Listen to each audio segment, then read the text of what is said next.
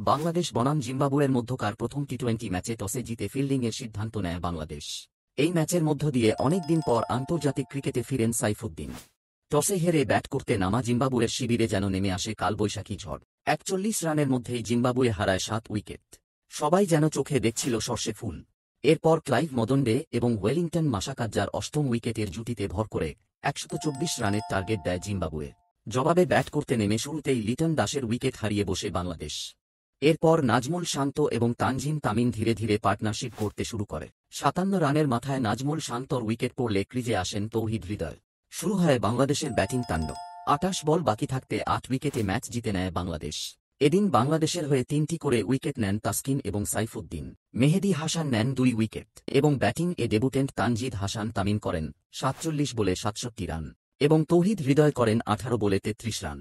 আর এই দুর্দান্ত পারফরম্যান্স এর মধ্য দিয়ে ৫ ম্যাচ টি-20-র প্রথম ম্যাচে জয় তুলে নেয় বাংলাদেশ।